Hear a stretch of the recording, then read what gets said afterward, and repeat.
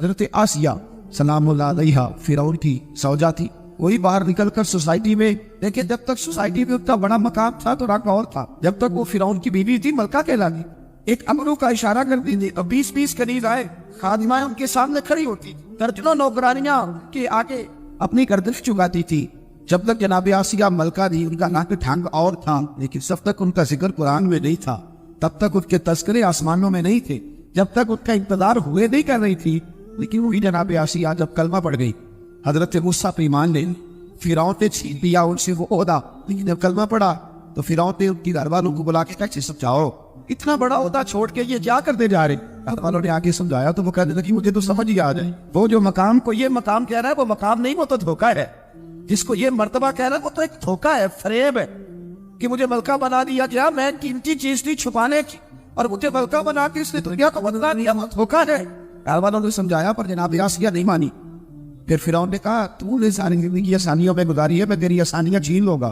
تو آپ فرمانے لگی جب میں نے کلمہ پڑھا تھا نا، میں نے یہ ساری باتیں پہلے سوچ لی تو چھین لے جو سیکھنا ہے، سارا کچھ چھین گیا. پھر وہ ملکہ جو اشارہ کرتی تھی تو ہزاروں لاکھوں لوگ حکم ماننے کو تیار ہوتے تھے. پھر اسی ملکہ کو بالوں سے پکڑ کر سیکھا گیا، پھر اسی ملکہ کو تھپڑ مارے گئے، پھر اسی ملکہ کو دیوار کے ساتھ کھڑا کر کے ہاتھوں میں موٹی موٹی کیے ٹھوک دیے گئے. پھر فرعون نے ان کے وجود پر تلوار کے زخم لگا کر مرچیں ڈالی. رات کا وقت تھا، بدی ہوئی ہے جناب آسیہ. حضرت موسیٰ کریم ملنے آئے، کہنے لگے بی بی تیرا اس وقت خیال کیا ہے؟ سوسائٹی میں مقام تو بڑا تھا اور آج تقویٰ پرہیزگاری کی منزل ہے، بظاہر تکلیف میں ہے، کیا محسوس کرتی ہے؟ جناب آسیہ کہنے لگی موسیٰ مجھ سے نہ پوچھئے، یہ بتلائیے میرا رب مجھ سے راضی ہے کہ ناراض؟ یہ بتائیے وہ مجھ سے راضی ہے کہ ناراض ہے؟ اس کا میرے بارے میں کیا، میرے بارے میں ارادہ قدرت کیا ہے؟ جناب موسیٰ کہنے لگے رب کریم نے تیرے لیے جنت میں مکان بنا دیا ہے، جنت میں تیرے لیے محل تعمیر ہو گیا، تیرا عالی شان مرتبہ جنت میں بن گیا. ایک مقام سوسائٹی میں ہے، لیکن حضرت عائشہ نے سوسائٹی والا مقام قبول نہیں کیا، سوسائٹی والا مقام نہیں قبول کیا، وہ والا مقام قبول کیا ہے جو اللہ کی بارگاہ میں ہے اور اللہ کے کلیم کی بارگاہ میں. نبی پاک صلی اللہ علیہ وسلم کی زوجہ حضرت سیدہ طیبہ طاہرہ سیدہ خدیجہ الکبریٰ رضی اللہ تعالیٰ عنہ کا وصال ہونے لگا تو معبود نے فرمایا خدیجہ تو جنت میں جائے تو میری بیوی کو میرا سلام کہہ. حضور آپ کی بیوی کون سی؟ فرمایا جنت میں اللہ کے میرا نکاح جناب آسیہ کے ساتھ فرمایا. اللہ انہیں سوسائٹی میں جو مقام تھا آپ چاہتا رب انہیں مقام دے گا، کون سا؟ کہ اللہ انہیں اپنے محبوب کی زوجہ بنا کے پوری امت مسلمہ کی ماں بنانی. کل ہمارے جو حکمران ہیں انہوں نے اس کا نام فارم ہاؤس رکھا ہوا ہے، میرا فارم ہاؤس، اور پرانے زمانے میں لوگ ڈیرا کہتے تھے. تو اس نے بھی اس طرح کا فارم ہاؤس بنایا ہوا تھا. وہاں پہ حضرت موسیٰ علیہ السلام تیرتے ہوئے تابوت کے اندر صندوق کے اندر جا رہے. فرعون اور ان کی بیوی حضرت آسیہ بے اولاد تھی، بڑی تڑپ تھی بیٹے کی، وہ بھی وہاں کھڑی تھی. صندوق تیرتا ہوا آیا تو فرعون نے کہا کہ جاؤ پکڑ کے لاؤ دیکھو کیا ہے. جب وہ لے کے آئے نا تو آپ کی ہمشیرہ جو نگرانی کر رہی تھی پریشان ہو گئی کہ یہ تو اس کے ہاتھ لگ گئے، یہ تو اب مار ڈالے گا. لیکن جب خوبصورت اور چمکتا ہوا بچہ دیکھا تو بی بی آسیہ کہنے لگی یہ بنی اسرائیل کا ہے ہی نہیں، یہ تو پتہ نہیں کہاں سے بہتا ہوا یہاں آ گیا ہے، تو ایسے ہی چھوڑ، یہ پتہ نہیں کہاں سے رکھ نہ لے. تو حضرت موسیٰ علیہ السلام وہ کہنے لگا نہیں انہی کے ہیں، موسیٰ علیہ السلام اسی کے ہیں. تو آسیہ کہنے لگی تیرے تو سر پہ نا بس بھوت ہی سوار ہو گیا، ہر وقت وہی لوگ تجھے یاد رہتے ہیں، پتہ نہیں کہاں سے بہ کے آئے. اب رکھ لیا، مان گیا فرعون. آپ فرعون کے گھر میں جو اس لیے بچے مروا رہا تھا کہ میری سلطنت حضرت موسیٰ پیدا نہ ہو جائے، تو اسی کے گھر میں پرورش پانی لے، اسی کے گھر میں. اب عورتیں منگائیں گئی دودھ پلانے کے لیے، تو حضرت موسیٰ علیہ السلام کسی بیوی کا دودھ نہیں پیتے، تو آپ کی ہمشیرہ نہ وہیں دائیں بائیں گھومتی رہتی. تو کہنے لگی جناب آسیہ سے کہ میں ایک بیوی کو جانتی ہوں، بڑی صاف ستھری ہے، مجھے امید ہے یہ بچہ اس کا دودھ پیے گا. تو فرعون کہنے لگا دوڑ کے لا. تو اپنی والدہ کو لے کے آئی تو حضرت موسیٰ نے فوراً دودھ پینا شروع کر دیا. فرعون کو پھر تھوڑا شک ہوا. ایک روایت یوں بھی لکھی ہے بعض لوگوں نے کہ فرعون ایک دن اٹھایا ہوا تھا حضرت موسیٰ کی ابھی تھوڑی سی عمر تھی، تو آپ نے اس کی داڑھی پکڑ کے تو ایک گھوسا دے مارا. جلالی تو شروع سے ہے نا. تو کہنے لگا آسیہ تو مان نہ مان یہ بچہ وہی ہے. تو حضرت بی بی آسیہ کہنے لگی کہ تجھے غلط فہمی ہے، یہ وہ نہیں ہے. اس نے کہا دیکھو نا یہ تو اٹھاتی ہے تو پیار کرتا ہے، اور میرے جب قریب آتا ہے تو اس کے لب و لہجے میں تلخی محسوس کرتا ہوں. اس نے کہا بچوں کو کیا پتا. خیر ایک طرف اس نے کھانے پینے کی چیزیں رکھ دی، ایک طرف انگارے رکھ دیے. وہ بھی حضرت آسیہ کہتی ہیں کہ تجھے سمجھ آئے بچے ہوتے. حضرت موسیٰ بچے تو تھے پر تھے تو اللہ کے نبی نا، اللہ کے نبی تھے. جب اس نے کہا نا یہ بچے ہیں، تو حضرت موسیٰ علیہ السلام بجائے انگاروں کی طرف جانے کے، نبی تھے وہ سیدھے کھانے پینے والی چیزوں کی طرف بڑھنے لگے. پھر اور کہنے لگا آپ بتا. اللہ تعالیٰ نے حضرت جبریل کو بھیجا، انہوں نے کہا ادھر نہیں جانا، آپ ادھر جائیے. تو آپ آگ کی طرف گئے اور ایک کوئلہ اٹھا کے زبان پہ رکھ لیا. تو آسی کہنے لگی سمجھ آئی، بچے کو کیا پتا کدھر جانا ہے کدھر نہیں جانا. اگر وہ اتنا ہی خیال ہوتا، وہی بچہ ہوتا تو آگ. اور بعد میں مفسرین نے لکھا ہے یہ جو حضرت موسیٰ دعا مانگتے تھے نا، رب اشرح لی صدری ویسر لی امری، یہ وہ آگ کا انگارہ جب کوئلہ منہ میں رکھا تھا نا، تو اس کی وجہ سے زبان میں کچھ لکنت آ گئی. تو آپ دعا کرتے تھے کہ یا اللہ میری زبان کی وہ بند گرا کھول دے تاکہ میں کھل کے فرعون کے سامنے بات کر سکوں. وہی حضرت موسیٰ پلنے لگے، وہی پلے، وہی جوان ہوئے، وہی اللہ نے ساری دولتیں دی، بہن بھی ملی، ماں بھی ملی، اور سارے عزیزوں کا پیار بھی ملا. اسی گھر کے اندر اللہ نے پرورش کر کے فرعون کے ظلم سے بنی اسرائیل کو نجات عطا فرمائی. کہ موسیٰ پھر فرعون کے گھر میں پلنے لگے، اور جب جوان ہو گئے تو فرعون کے ہاں جو ظلم ہوتا تھا حضرت موسیٰ اس پر بول پڑتے تھے، جلال فرماتے. تو فرعون پھر ناراض رہنے لگا، یہاں تک کہ اس نے آپ کو نکال دیا، آپ تشریف لے گئے وہاں سے. تو حضرت موسیٰ ایک دن شام کے وقت دوبارہ آئے بستی میں، لوگ سوئے ہوئے تھے. تو دو آدمی، ایک بنی اسرائیل میں سے اور ایک فرعون کی اپنی قوم میں سے، وہ دونوں آپس میں جھگڑ رہے تھے. لیکن وہ جو حضرت موسیٰ کی بنی اسرائیل کی قوم کا شخص تھا، اس پر وہ کھپتی، وہ جو فرعون کے قریبی لوگوں میں سے تھا، وہ ظلم کر رہا تھا اور بوجھ اٹھانے کی بات کر رہا تھا. اب اس نے حضرت موسیٰ کو پکارا کہ دیکھے میرے ساتھ کس طرح کی بات کر رہا ہے. تو حضرت موسیٰ کا ارادہ بھی نہیں تھا، آپ نے بس اس کو سمجھایا. پر کچھ لوگوں کو سمجھ، تو حضرت موسیٰ نے پھر ایک مکہ مارا، ایک گھونسا مارا، صرف ایک ہی. یہ کئی تگڑے اور دلیر اس طرح کے بھی ہوتے ہیں کہ گھونسا ایک بھی برداشت نہیں کرتے. وہ ایک مارا، آدمی تڑام سے زمین پہ گرا اور ماری گیا. حضرت موسیٰ کا ارادہ نہیں تھا، ایک وہ مر گیا. حضرت موسیٰ علیہ السلام نے اس بات پر اپنے رب سے استغفار بھی فرمائی. قرآن کہتا ہے کہ انہوں نے معافی چاہی کہ اللہ میرا ارادہ نہیں تھا. بہرحال اگلے دن نا حضرت موسیٰ دوبارہ آئے. وہ سنا کرتے تھے نا ہم کہ بیوقوف دوست سے عقل مند دشمن بہتر ہوتا ہے. وہ کم از کم دشمنی تو عقل مندی سے کرتا ہے نا، لیکن جو بیوقوف دوست ہو بیوقوف. حضرت موسیٰ دوبارہ آئے تو وہ بنی اسرائیلی اگلے دن کسی اور سے جھگڑا کر رہا تھا. پھر اس نے مدد کے لیے پکارا تو حضرت موسیٰ کہنے لگے مجھے لگتا یہ ہے کہ تیری عادت ہے، خود بڑا جھگڑالو ہے، تو نے روز نیا جھگڑا شروع کیا ہوتا ہے. حضرت موسیٰ جب اس کی طرف بڑھے نا ڈانٹنے کے لیے تو اس نے شور کرنا شروع کر دیا. کہنے لگتا ہے جس طرح آپ نے اسے کل قتل کیا تھا مجھے بھی قتل ہی کریں گے. یہ انسانوں کا مزاج ہے کہ آپ جب تک کسی کے طبیعت کے مطابق چلیں گے وہ راضی رہتا ہے، اور ذرا آپ اس کی طبیعت سے ہٹتے ہیں تو وہ شور کرتا ہے. اس نے کہا جی آپ مجھے بھی لگتا ہے ماریں گے. حضرت موسیٰ کلیم اللہ علیہ نبینا علیہ السلام کے بارے میں جب اس نے شور کیا تو بات پھر فرعون کے دربار تک گئی. وہ تو پہلے ہی بہانہ تلاش کر رہا تھا. اس نے کہا ڈھونڈو پکڑو اور معاذ اللہ شہید کریں. کسی نے آ کے خبر دی کہ آپ یہاں سے ہجرت کر جائیں، اس لیے کہ آپ کے لیے یہاں حالات درست. اور بھائی یہ چھوڑ دیا کریں بات کہ فلاں آدمی کے حق میں فلاں جگہ حالات کیسے خراب ہوئے. تو نبی کریم علیہ السلام مکہ چھوڑ کے کیوں آئے؟ حضرت موسیٰ علیہ السلام نے ہجرت کیوں فرمائی؟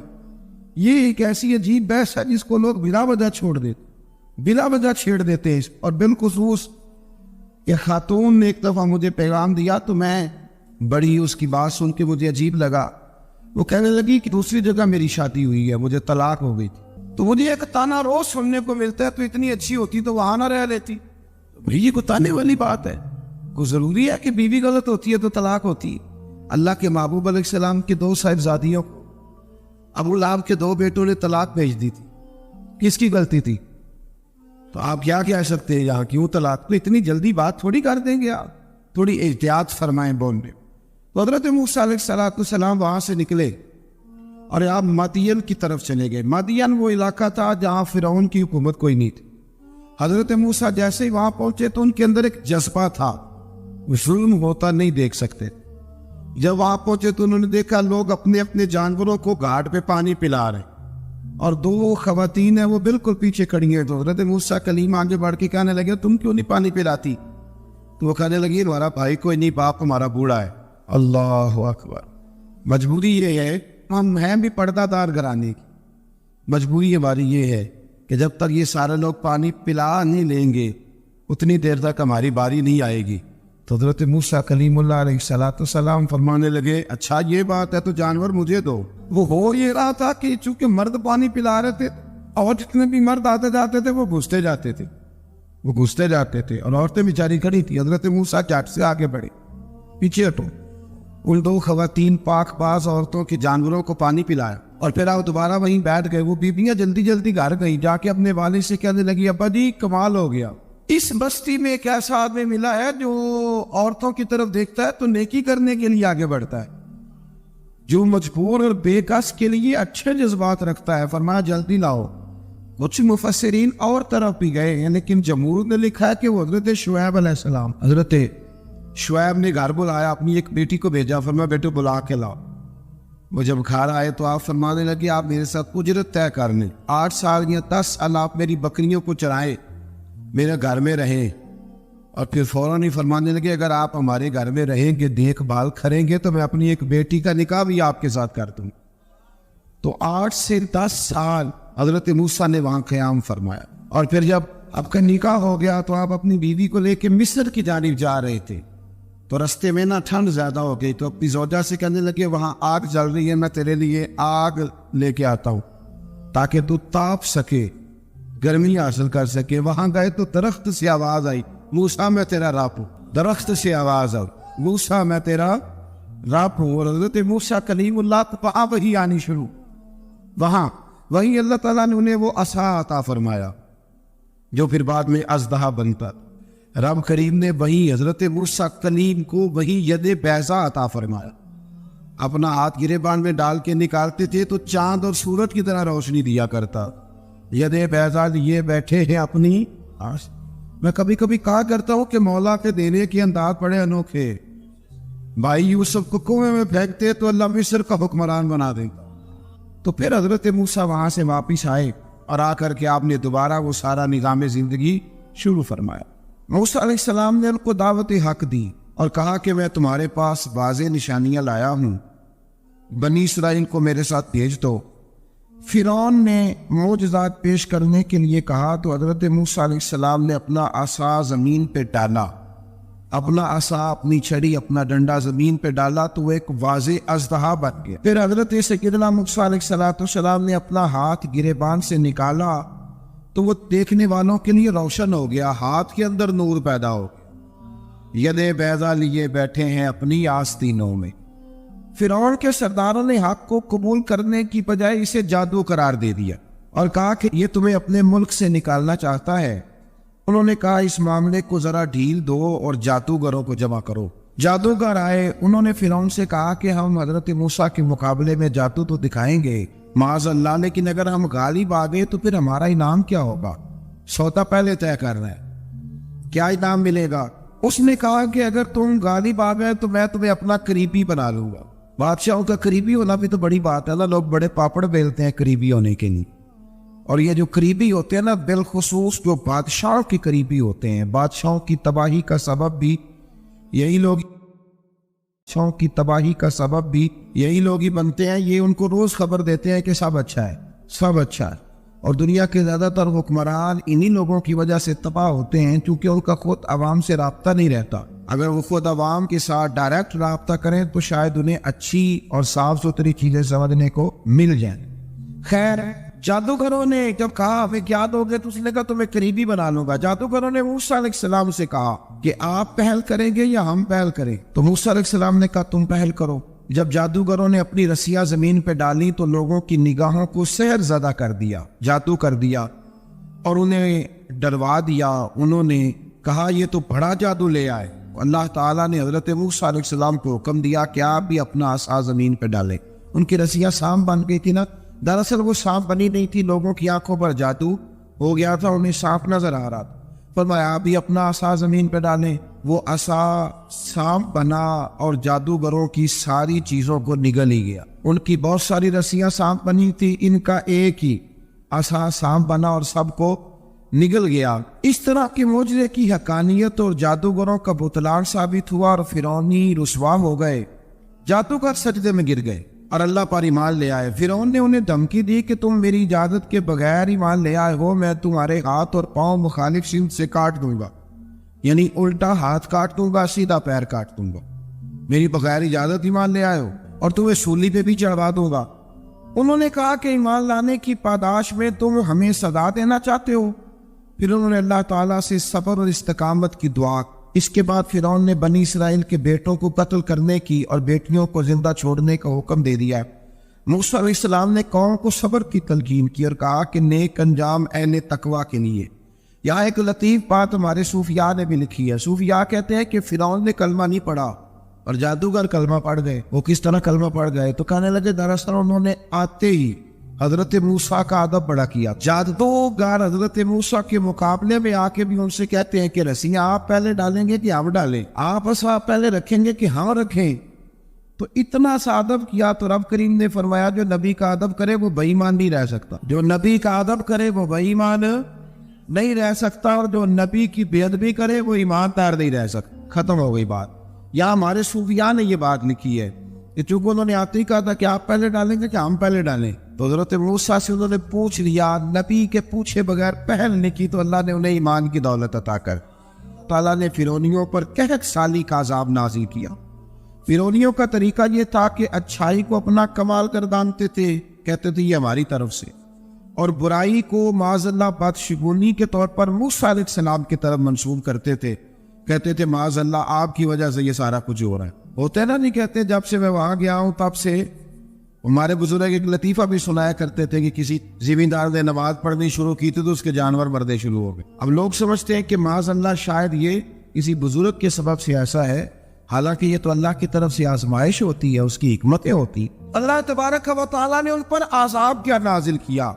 آیت نمبر 130 اور 143 کا بھی آپ سورہ اعراف کی پڑھیں، اللہ تعالیٰ نے ان پر ٹٹیوں کا، جوؤں کا، مینڈکوں کا اور خون کا عذاب نازل کیا۔ یہ کس قسم کا عذاب ہے؟ جوئے پڑ گئے، ٹڈیاں آ گئے، یہ اللہ نے عذاب نازل کیا۔ جب وہ عذاب میں مبتلا ہوئے تو موسیٰ علیہ السلام سے کہا کہ آپ اللہ سے دعا کریں کہ ہم سے یہ عذاب ٹل جائے، اگر ایسا ہوا تو ہم ایمان لے آئیں گے، بنی اسرائیل کو بھی آزاد کر دیں گے۔ لیکن موسیٰ علیہ السلام کی دعا کے نتیجے میں جب عذاب ٹل جانے کے بعد فرعونی پھر اپنے وعدے سے پھر گئے۔ بنو قریظہ والوں نے بھی کئی دفعہ حضور سے وعدے کیے پر اپنے وعدوں پر قائم۔ ایک بات آپ سے یہاں روک کے عرض کر دوں، ہم بھی کئی دفعہ کہتے ہیں ذرا بریک کبھی گاڑی کی نہیں نہ لگتی تو ہم ارادہ کرتے ہیں کہ آج سے ہی نماز شروع کر دینی، ذرا طبیعت زیادہ لیل ہوتی ہے تو ارادہ کرتے ہیں نا کہ بھائی آج کے بعد ہم نے نیک، پھر کیا ہوتا ہے شفا ہو گئی تو چھٹی ہو گئی۔ یہ طریقہ درست نہیں، یہ تو کفار کا طریقہ بیان کیا نا قرآن پاک نے۔ جہاں فرمایا جب اللہ تبارک و تعالیٰ نے انہیں نجات دے دی تو اپنے وعدے سے مکر گئے، تو پھر اللہ تبارک و تعالیٰ نے بنی اسرائیل کو سمندر پار کر کے ایسی قوم کے پاس پہنچا دیا جو بتوں کی پرستش کرتی تھی۔ وہ تو بچ گئے لیکن فرعونی سارے دریا کے اندر غرق ہو۔ حضرت موسیٰ علیہ السلام سے کہنے لگے کہ ہمارے لیے یہ خدا بنا دیجیے۔ حضرت موسیٰ علیہ السلام نے فرمایا بت پرستی کرنے والے جاہل ہیں۔ یہ بت پرست قوم کے پاس جب گئے نا بنی اسرائیل والے، بت پوچھتے ہوئے دیکھا تو کہنے لگے ہمارے لیے بھی سامنے بنا کے رکھ دو۔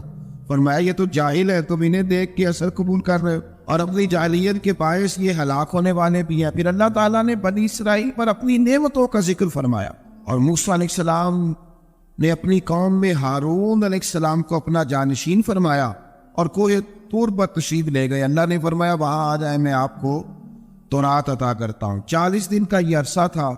موسیٰ علیہ السلام نے وہاں پہ جا کے، وہ سارا واقعہ بھی انہی آیات میں ہے کہ حضرت موسیٰ نے عرض کیا تھا کہ رب ارنی، یا اللہ میں تجھے دیکھنا چاہتا ہوں، تو فرمایا لن ترانی، تو نہیں دیکھ سکتا۔ وہ بھی یہاں اللہ نے ذکر فرمایا۔ پھر اللہ تعالیٰ نے اپنی ایک تجلی جب کوہ طور پہ ڈالی تو حضرت موسیٰ علیہ السلام داب نہ لا سکے اور بے ہوش ہو گئے اور پہاڑ بھی ریزہ ریزہ ہو۔ اس کا ذکر بھی اللہ نے انہی آیات میں فرمایا۔ آیت نمبر 144 سے 155 تک حضرت موسیٰ علیہ السلام کو رسالت عطا کرنے، کلیم اللہ کا منصب عطا کرنے، تورات عطا کرنے کا ذکر ہے۔ آگے چل کے بتایا کہ جو متکبر لوگ ہیں نا وہ آیات الہیہ سے منہ پھیرتے، اور جو لوگ اللہ کی آیات اور قیامت کو جھٹلاتے ہیں ان کے اعمال باطل ہیں۔ پھر موسیٰ علیہ السلام کے کوہ طور پر قیام کے عرصے میں بنی اسرائیل کے زیورات سے پچھڑا بنا کر اسے معبود بنانے کا ذکر ہے۔ ان میں ایک جادوگر تھا سامری، سنا ہے سلالہ میں اس کی قبر ہے۔ حضرت موسیٰ کوہ طور پہ چلے گئے تو اس نے پیچھے سے سونے کا ایک پچھڑا بنا لیا، اس میں سونے کی تاریں اس کے منہ میں لگائی، آواز چلتی تھی تو بجتی تھی۔ اتنے کمزور عقیدے کی یہ قوم تھی کہ انہوں نے فٹافٹ مارنا شروع کر فٹافٹ مارنا کہنے لگے یہ ٹھیک ہے۔ چنانچہ موسیٰ علیہ السلام جب واپس آئے تو قوم پر غصے اور افسوس کا اظہار فرمایا اور کہا میرے پیچھے تم نے ایسا برا کام کیا۔ انہوں نے تورات کی تختیاں بھی زمین پہ ڈالی اور اپنے بھائی ہارون علیہ السلام کا سر پکڑ کے اس سے جواب طلبی کی۔ انہوں نے کہا اے میرے ماں جائے، بڑے خوبصورت لفظ ہے قرآن پاک، اے میرے ماں جائے، اے میرے بھائی، قوم نے مجھے بے بس کر دیا اور قریب تھا کہ یہ مجھے قتل بھی کر دیتے۔ اب آپ مجھ پر سختی کر کے دشمنوں کو ہنسنے کا موقع نہ دیں، کبھی بھی دشمنوں کو اپنے اوپر ہنسنے کا موقع نہ دینا چاہیے۔ پھر آیت نمبر 151 میں موسیٰ علیہ السلام کی دعا اور کلماتی استغفار کا ذکر ہے۔ آگے چل کے بتایا کہ غصہ ٹھنڈا ہونے پر موسیٰ علیہ السلام نے تورات کی تختیوں کو اٹھایا جن کی تحریر میں اللہ سے ڈرنے والوں کے لیے ہدایت اور رحمت کی بشارت تھی۔ آیت نمبر 156 سے لے کر 158 تک میں موسیٰ علیہ السلام کی دعا کا ذکر ہے جس میں انہوں نے اپنی قوم کے لیے اللہ تعالیٰ سے دنیا اور آخرت کی بھلائی مانگی۔ اللہ تعالیٰ نے فرمایا یہ کامل نعمت میں ان لوگوں کو عطا کروں گا جو ایمان کے ساتھ تقوی بھی اختیار کرے، یہ انہیں بھی جوڑتے گھبرائے ہوئے لوگوں کو، پریشان لوگوں کو، اور جو لوگ سمجھتے تھے کہ شاید ہم کوئی دنیا کے کمزور لوگ ہیں اور یہ مالدار اور یہ اقتدار والا آدمی ہی بڑا ہے، ان سب کو حضور نے مایوسیوں سے نکالا اور اللہ کے رسول صلی اللہ علیہ وسلم نے یہ سبق پڑھایا کہ تم سب حضرت آدم کی اولاد، عربی کو اجمی پر، گورے کو کالے پر کوئی فضیلت حاصل نہیں۔ لوگوں کی ہر پریشانی حضور نے نکال کے ان کا رجوع ان کے رب کی طرف کرایا۔ ہمارے ہاں یہ ہوتا ہے کہ انسان کو پریشانی کوئی بھی ہو اسے سکون نہیں لینے دیتی، وہ کوئی بھی ہو۔ محفل میں کسی بندے کا بٹن ٹوٹ جائے نا یہ گلے کا، تو کوئی دیکھے نہ دیکھے اس بیچارے کی ساری توجہ بٹن پہ رہتی ہے، میرا بٹن ٹھیک نہیں۔ کسی بندے نے کپڑے صاف نہ پہنے ہوں تو آپ اس شخص سے کہیں کہ تجھے کچھ لوگ ملنا چاہتے ہیں، تو وہ اگرچہ اس کے پاس PhD کی ڈگری ہے، ڈھیر سارا مال ہے، وزادار ہے، صاحب عزت ہے، لیکن وہ کہتے یار میرے کپڑے نہیں ٹھیک تو میں کوفت محسوس کر رہا ہوں، ذرا میں اپنے آپ کو تھوڑا سا نہا دھو لوں، فریش کر لوں، پھر میں چلتا ہوں۔ آپ کے ظاہری جسم پر ایک آدھ دھبا ہو تو وہ آپ کو سکون نہیں لینے دیتا، اور اگر دھبے باطن پہ لگ جائیں، بہت سارے دھبے ہیں جو باطن پہ ہوتے ہیں، مجھے جان لو، مجھے پہچان لو، میرا بھی کوئی نام ہے، میں بھی کچھ ہوتا ہوں، یہ بھی ایک دھبا ہے، ایک مصیبت ہے۔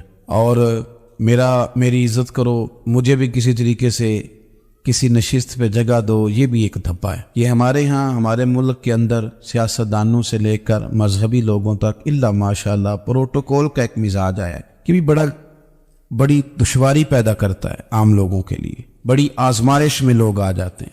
حسد کر لینا، کسی بندے کی نعمت کو دیکھ کے جلنا، یہ بھی آپ کو بڑا بے سکون رکھتا ہے۔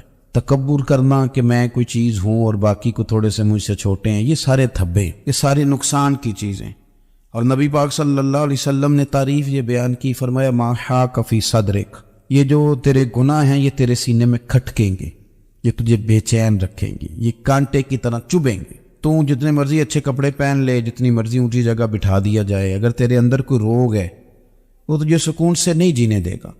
رسول کائنات صلی اللہ علیہ وسلم نے نا لوگوں کی توجہ رب کریم کی جانب لگائی۔ حضور نے لوگوں کو بتلایا کہ تمہارا رب نا عاجزی کو پسند کرتا ہے، تمہارا رب سادگی کو پسند کرتا ہے، تمہارا رب انسانوں سے پیار کرنے والے کو پسند کرتا ہے۔ حضور سید عالم صلی اللہ علیہ وسلم نے ہمیں یہ سبق پڑھایا کہ زیادہ باتیں کرنے والے کو نہیں، اللہ سچ بولنے والے کو پسند کرتا ہے۔ بہت اونچے اور لمبے چوڑے دولت والے اور مالدار آدمی کو نہیں، بلکہ جو آدمی دیانتداری سے زندگی گزارے رب اس کو زیادہ محبوب رکھتا ہے۔ تو ہماری یہ جتنی بھی آزمائشیں ہیں، میلاد والے محبوب صلی اللہ علیہ وسلم نے نا یہ ساری ہماری دور فرما دی، ساری۔ آپ دیکھیں ہمارے ہاں ایک بیماری ہوتی ہے، وہ تکبر کی بیماری ہے، اور وہ صرف مالدار کو ہی نہیں ہوتا، بلکہ حضرت سعدی شیرازی فرماتے ہیں کہ میں نے بہت سارے جھکے ہوئے لوگوں میں تکبر دیکھا ہے، جو بڑا میٹھا بولتے ہیں نا، کئی دفعہ کہتے ہیں جی کیا بات ہے جی، سبحان اللہ، ماشاء اللہ، بڑا میٹھا بولتے ہیں، تو یہ نہیں میٹھا نہیں بول رہے ہوتے، یہ آپ کو شیشے میں اتار رہے ہوتے ہیں۔ آپ نے کسی کی تعریف کرنی ہے تو پشت کے پیچھے کریں، وہ اصل تعریف ہے۔ آپ کوئی ایسا کام نہ کریں جس سے چھلکے لفظوں میں کہ میں نے کسی کو بنایا ہے، اس سے نا آپ کو خود محسوس ہوگا کہ میں حقیقت پہ زندگی نہیں گزار رہا، میں تو کوئی اداکاری کر رہا ہوں۔ اور جو لوگ کہتے کچھ اور ہیں کرتے کچھ اور ہیں تو وہ خود بڑے پریشان رہتے ہیں، وہ جانتے ہیں کہ یار یہ میں کہاں الجھ گیا ہوں۔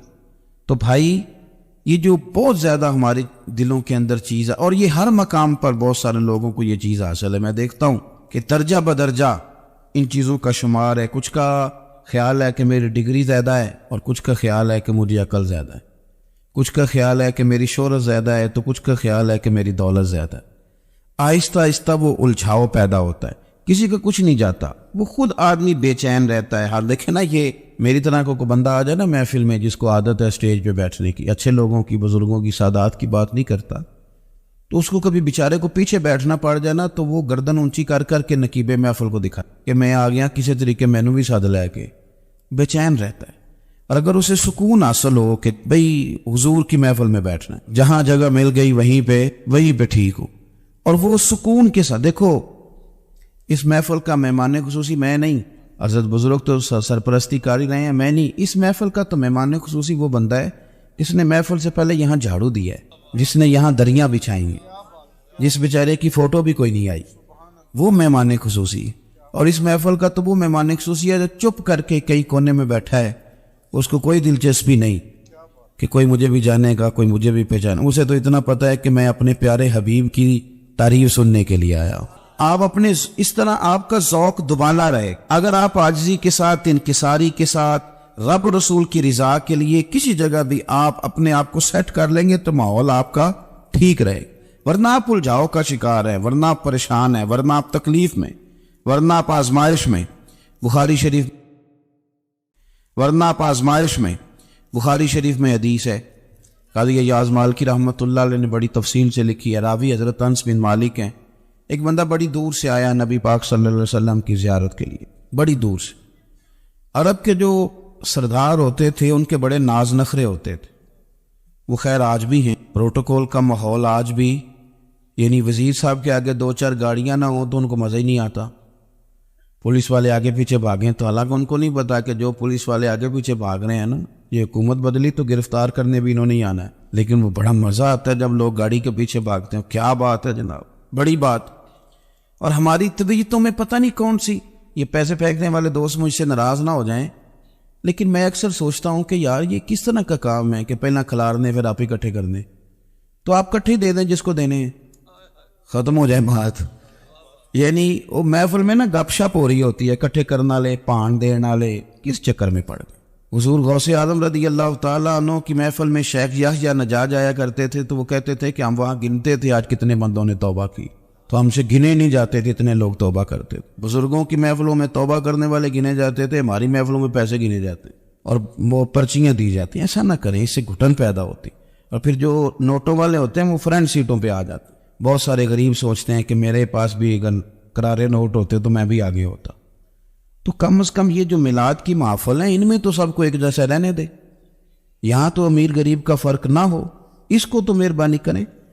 تو نبی پاک صلی اللہ علیہ وسلم کی خدمت میں وہ شخص بڑی دور سے آیا، تو عرب کے بادشاہوں کا مزاج تھا، پروٹوکول بڑا چاہتے تھے، ان کا تو یہ طریقہ تھا کہ حکمرانی کرنی ہے جیسے بھی ہو۔ اگر کسی غلام نے دھوپ میں بندھا رہ گیا، اونٹ اور چھاؤں میں نہیں باندھا تو درے مارتے تھے، اور اگر اس نے کھول کے باندھ دیا تو پھر بھی مارتے تھے، کہتے تھے اتنا سیانہ ہو گیا تو انہیں پوچھا ہی نہیں، خود بخود ہی باندھ دیا۔ وہ شخص حضور کی بارگاہ میں آیا اور بہت سارے لوگوں کے پاس کیونکہ وہ جاتا تھا اپنے سربراہ کا پیغام لے کے، تو وہ کانپ رہا ہے جب حضور کی بارگاہ میں گیا، ڈر رہا ہے۔ اب ذرا بات کو سمجھنا، نبی پاک صلی اللہ علیہ وسلم نے اس سے فرمایا کیوں ڈرتے ہو، سادہ آدمی ہے، دیہاتی ہے، بدو ہے۔ اللہ کے رسول نے تھپ کی دی، کیوں ڈرتے ہو؟ تو کہتے ہیں حضور مجھے آداب نہیں آتے اور مجھے ڈر آتا ہے، کوئی بات اگر ایسی ہو گئی، آپ مدینے کی حکومت کے سربراہ ہیں تو کہیں آپ ناراض نہ ہو جائیں۔ حضرت انس بن مالک فرماتے ہیں بات کہاں کی تھی، پہنچ کہاں گئی؟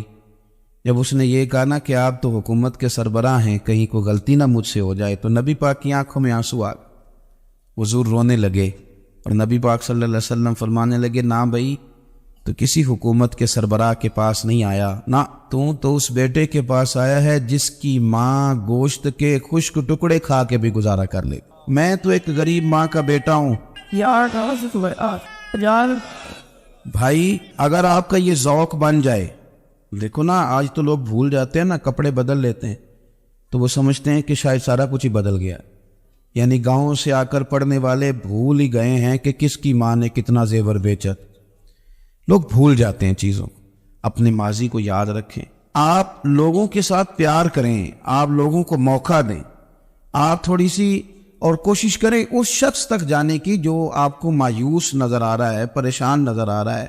یہ ہمیں میلاد والے محبوب صلی اللہ علیہ وسلم نے درس دیا. ایک اور پہلو، حضور سید عالم صلی اللہ علیہ وسلم نے، ہمارے ہاں نا ابھی بھی برادری کی تقسیم ہے ابھی، اور کچھ میں نے ایسے کمزور لوگ بھی دیکھے. یہ اس طرح کی حرکتیں ہارے ہوئے لوگ کرتے ہیں. ہارے ہوئے لوگ جو اپنے آپ کو سمجھتے ہیں کہ میں کوئی بڑا آدمی ہوں. بڑا آدمی تو اپنے اخلاق سے ہوتا ہے، اپنے کردار سے ہوتا ہے، اپنی سخاوت سے ہوتا ہے، لوگوں سے پیار کرنے سے ہوتا ہے. باقی یہ کہ بیٹھ کے کہانی سنانا کہ میں بڑا کچھ کرتا ہوں، تو جو کچھ کرتا ہوتا ہے اسے سنانے کی کوئی ضرورت ہے. ایک وہ بہت سارے لوگ آپ تعزیت کرنے جائیں نا والد کے انتقال کے بعد، تو ان بیچاروں کو بتانا پڑتا ہے کہ ابا جی میرے بغیر دوائی نہیں کھاتے. تو میں کہتا ہوں اگر تیرے بغیر نہیں کھاتے تھے پھر بتانے کی ضرورت نہیں، پھر تو سارے گاؤں کو پتا ہوگا کہ تیرے بغیر نہیں کھاتے. اور اگر کوئی دال میں کالا ہے تو پھر تیری وضاحت کوئی بندہ قبول نہیں کرے گا. تو آپ کو بتانا کیوں پڑ رہا ہے؟ اور آپ بار بار اس بات کا ذکر کیوں کر رہے ہیں کہ ہم بہت بڑے قبیلے کے ہیں؟ صاحب اگر آپ بڑے قبیلے کے ہیں تو پتہ ہوگا سارے علاقے کو آپ کتنا لوگوں کا خیال کرتے ہیں، آپ کس قدر محبت کرتے ہیں، آپ کا انداز کریمانہ کس طرح. پھر آپ کو بتانے کی کوئی ضرورت نہیں ہوتی، پھر خود بخود خبر ہوتی. حضرت سیدنا ابو ذر غفاری رضی اللہ تعالیٰ عنہ، قبیلہ بنو غفار ایک بڑی شاخ تھی قبیلوں میں سے. جو لوگ اس زمانے میں مالدار قبیلوں سے تعلق رکھتے تھے ان میں سے ایک بڑا نام. ساری زندگی چودراہٹ کی، لیکن میلاد ایک انقلاب کا نام ہے. میں میلاد منانے والے دوستوں سے گزارش کرتا ہوں کہ آپ ہر سال میلاد منائیں، اور ہر سال میلاد کے بعد آپ تھوڑے بدل بھی جائیں، یعنی تھوڑے سے بدل جائیں. کچھ لوگ کہیں یار یہ داڑھی میں نے نا 12 ربیع الاول والے دن رکھی تھی، یہ میری میلاد والی داڑھی ہے. اور داڑھی رکھے بھی نبی پاک کی مرضی کی. کس کی مرضی کی؟ نہ ناراض ہو جائے جی میں ٹور چلا بس. کس مرضی کی جی؟ اپنی مرضی کے نہیں. داڑھی کا وزن کو نہیں ہوتا کہ پوری مٹھی رکھیں گے تو آپ کو کوئی دقت ہوگی، ان کو کوئی وزن نہیں. پوری رکھیں، جو حضور کا طریقہ مبارکہ ہے جو ہمیں ملتا ہے اس پر آپ توجہ فرمائیں. تو میں جو بات عرض کرنے جا رہا ہوں وہ میلاد انقلاب ہے. حضور سید عالم صلی اللہ علیہ وسلم کی بارگاہ میں آنے سے پہلے لوگ کچھ اور ہوتے تھے، اور یہاں سے ہو کے جاتے تھے تو پھر ان میں تبدیلی آتی تھی. میں سارا دن کرامتیں سناؤں نا کسی کو اپنے پیر صاحب کی، اور اپنے گھر میں بھی کہ میرے حضرت بڑے، میرے استاد بڑے، لیکن بیوی کے ساتھ اگر میں ترش لہجے میں بات کروں گا تو وہ کہے گی ایسے سکھاندے نے تینوں پیر صاحب. دوست کہیں گے یہ سکھاتے ہیں آپ کی کہانیاں نہیں چلتی، آپ کا کردار چلتا ہے. حضرت ابو ذر غفاری رضی اللہ تعالیٰ عنہ فرماتے ہیں چونکہ میں چودھری تھا، سیدنا بلال حبشی رضی اللہ تعالیٰ عنہ کے پاس میں بیٹھا تھا. کسی بات میں بات آگے بڑھی اور بڑھتے بڑھتے بات شکرنجی تک چلی گئی. رائے کے اختلاف نے باتوں میں تلخی پیدا کر دی، اور جب تھوڑے لفظ اور تیز ہوئے تو میں نے انہیں کہہ دیا چپ کر، تو حبشن کا بیٹا ہے. کس کے بیٹے تھے حضرت بلال؟ کہتے ہیں جب انہوں نے مجھے کہا تو میرا دل بڑا ٹوٹا، لیکن میں نے ارادہ کیا کہ میں نے حضور کی بارگاہ میں نہیں عرض کرنی ہے. ہر بات کی ہم حضور کی بارگاہ میں شکایت کریں. لیکن میں جا کے مسجد میں بیٹھا اور جب سرکار آئے نا، ارادہ نہیں تھا کہ عرض کروں گا، لیکن حضور کا چہرہ دیکھا تو دکھ میرا خود ہی تازہ ہو گیا. رونے کا بھی تو تب ہی مزہ آتا ہے نا کوئی اپنا ملے. فرماتے ہیں کہ میرے آنسو نہ بغیر اختیار کے چھلک پڑے اور میں کھل کے روئے، کھل کے. قربان جاؤں محبوب کے بھی حضور نے پاس نہیں بلایا، بلکہ نبی پاک اٹھ کے خود میرے پاس آئے اور مجھے کندھوں سے پکڑ کے سینے سے لگایا. اور جب میں کھل کے رو لیا تو حضور میرے آنسو پوچھنے لگے. کچھ شعر ایسے ہوتے ہیں جو کسی نے کہے ہوتے ہیں، اور کہنے والا جو ہوتا ہے وہ صاحب حال ہوتا ہے، تو اس میں کچھ خوبصورتی زیادہ ہی ہو جاتی ہے. ایک پنجابی کے شاعر ہمارے گجرات میں گزرے، بزرگ تھے، ان کا ایک شعر ہے، وہ کہتے ہیں ایک واری میری آنکھیاں چوں اونا نے اتھرو پونجے سن. ایک واری میری آنکھیاں چوں اونا نے اتھرو پونجے سن، ہن تے چسکا پی گیا رونے دا. ایک واری میری آنکھیاں چوں اونا نے اتھرو پونجے سن، ہن تے چسکا پی گیا رونے دا، تے ہر ویلے آغوزاری دا. تو میں روز رونے لگا ہوں. مزہ ہی بڑا آیا ہے جب سے محبوب نے چپ کرانا شروع کیا میرے عزیز. اور پھر حضرت بلال حبشی رضی اللہ تعالیٰ عنہ چونکہ حضور کے غلام تھے، اور انہیں پتہ تھا کہ سرکار میری ناز برداری کرتے ہیں. حضور نے چپ کرایا. فرمایا کیوں روتے ہو؟ تو عرض کرنے لگے یا رسول اللہ صلی اللہ علیہ وسلم اگر میں ابشن کا بیٹا ہوں تو میری تو غلطی کوئی نہیں نا, یہ تو تقسیم اللہ کی ہے نا. الذی خلقک فسواک فعدلک فی ای صورت ما شاء رکبک, جس طرح وہ چاہتا ہے جس کو چاہتا ہے اس طرح کی اس کی صورت بنا دیتا ہے. تو مجھے ابشن کا بیٹا کہا جاتا ہے, میری غلطی کیا ہے؟ حضرت بلال نے بھی نہیں بتایا کس نے کہا, لیکن نبی پاک صلی اللہ علیہ وسلم نے کیا فرمایا. امام یوسف صالحی نے لکھا ہے, ذرا غور کرنا بات پر, تسلیاں لوگ اور رنگ میں بھی دیتے ہیں پر یہ تسلی بڑی انوکھی ہے. حضور فرمانے لگے بلال اگر تو ابشن کا بیٹا تو پریشان کیوں ہوتا ہے؟ کالے رنگ والی ماں کا بیٹا ہے تو پریشان کیوں ہوتا ہے اگر تیری والدہ کا رنگ کالا ہے؟ عرض کی حضور آپ کیا فرمانا چاہتے ہیں؟ تو سرکار فرمانے لگے میں دو ماؤں کا بیٹا ہوں, ایک جناب آمنہ جنہوں نے مجھے پیدا کیا اور ایک حضرت ام ایمن جنہوں نے میری پرورش کی, مجھے بڑا کیا. حضور فرمانے لگے میری ماں آمنہ کا رنگ گورا تھا اور میری ماں ام ایمن کا رنگ کالا ہے. تو فرمایا اگر تجھے کسی نے کالے رنگ والی ماں کا بیٹا کہا تو اسے کہہ دینا مدینے والے محبوب کے بھی تو ایک والدہ کا رنگ کالا ہے, تو کہہ دینا. حضرت بلال کہتے ہیں کہ وہ اس طرح کی تسلی تھی, طفل تسلیاں نہیں جس طرح کی ہمیں دی جاتی, وہ اس طرح کی خوبصورت تسلی تھی کہ اس کے بعد میرا دل ایسا ٹھنڈا ہوا, پھر کسی کا تانا نہیں رہا, پھر کسی کی تکلیف نہیں رہی. رسول پاک صلی اللہ تعالی علیہ وسلم نے یہ جو آج تقسیم ہے ہمارے ہاں اونچ نیچ کی, چھوٹے بڑے کی, ذات برادری کی, حضور فرماتے ہیں میں نے پاؤں کے نیچے رکھ کے کچل دی, اب اس کا کوئی سٹیٹس نہیں رہا, اب یہ کوئی معاملہ نہیں. پھر میرے بھائی ایک معاملہ ہمارے اندر جو اور بڑی شدت کے ساتھ آیا ہے اور جس نے بڑا زور پکڑا ہے وہ یہ ہے کہ ہم نا پڑھے لکھے لوگوں سے معذرت کے ساتھ, پڑھے لکھے لوگوں کا بھی ایک مسئلہ ہے, وہ دوسروں کو جاہل کہنا ضروری سمجھتے ہیں الا ماشاء اللہ. میں اکثر کہتا ہوں کہ یہ تو آسان کام ہے نا, آپ نے کہہ دیا جاہل نہیں جی سارے پنڈ والے, یہ تو بڑا آسان کام ہے, تو جان چھڑانے والی بات. ان پڑھ ہیں جی اس قوم دا کچھ نہیں بن سکتا, ابھی تو آسان کام ہے, جان چھوٹ گئی. میں بھی کھڑا ہوتا ہوں نماز جنازہ کی امامت کرنے کے لیے, کبھی تو کہہ دیتا ہوں کہ جناب آج لوگوں کو نماز جنازہ کی دعا نہیں آتی, تو سوچتا ہوں کہ اگر کسی نے کھڑا کر کے پوچھ لیا کہ آپ نے کتنے لوگوں کو یاد کرائی ہے, ہم نے کبھی کہا کہ آؤ بیٹھو یاد کراؤں, تو اس کا جواب کیا ہے؟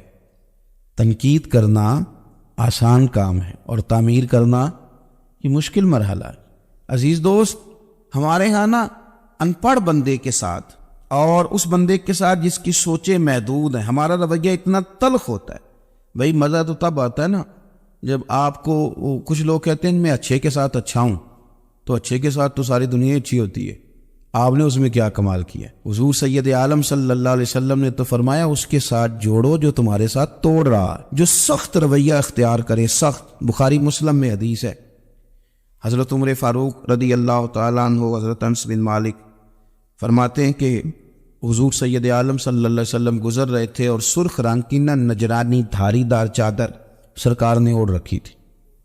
ایک بدو آ گیا, اس نے کیا کیا کہ حضور کی مقدس چادر کو پکڑ کے کھینچا, اور اس زور سے کھینچا کہ گردن مبارک پہ نشان پڑ گیا. زور سے دروازے پہ دستک دے دینا بیکاری, تو اسے خراش رات کوئی نہیں ملتی, البتہ جھٹکیاں دو چار ضرور مل جاتی. توڑنا ہے دروازہ, خیرات لینے آیا کہ تو قرضہ لینے آیا؟ اس نے آ کر کے زور سے چادر کو کھینچا, مقدس گردن پہ نشان پڑ گیا. سرکار نے رخ انور پھیرا, کہتا پتہ کیا ہے, میں غریب آدمی ہوں, کچھ مانگنے آیا ہوں. بھئی تو گلے میں چادر ڈال کے مانگے گا؟ لیکن یہ آپ کا کمال ہے. یہاں اب آپ کے علم کا, آپ کے حوصلے کا, ظرف کا پتہ چلتا ہے. کھینچی چادر, کچھ مانگنے آیا ہوں, اور صحیح بخاری کے لفظ یہ ہے کہ فَالْتَفَتَ إِلَيْهِ فَضَحِكَ, محبوب نے اس کی طرف توجہ کی, اس کی بات سنی, اس نے گلے میں چادر ڈال کے کھینچا ہے, نشان ڈال دیا ہے.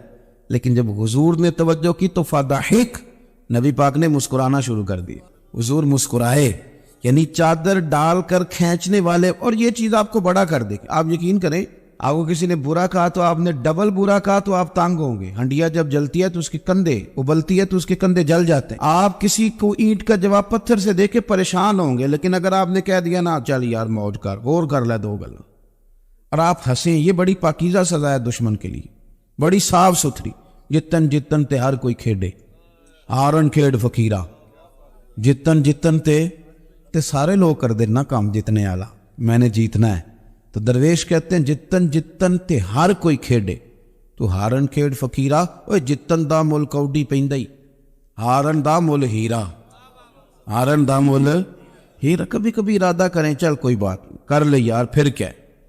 اور یہ کام آئے گی چیز بہت زیادہ۔ حضور صلی اللہ علیہ وسلم سے کہنے لگا کچھ مانگنے آیا ہوں، تو اب حضور نے کیا فرمایا؟ فرمایا ایک دو چار بکریاں نہیں، 2 پہاڑیوں کے درمیان جو ریوڑ ہے نا بکریوں کا، اجڑ، فرمایا سارے اس کو دے دو۔ اب اس نے وہاں تو کوئی جملہ نہیں کہا، گھر چلا گیا اپنے گاؤں قبیلے، اور وہاں جا کے لوگوں سے کہنے لگا سارے ادھر بیٹھے ہو، جاؤ دوڑ جاؤ مدینے جا کے مصطفیٰ کا کلمہ پڑھو۔ کہنے لگے وہ تو اتنا دیتے ہیں کہ غربت کا ڈر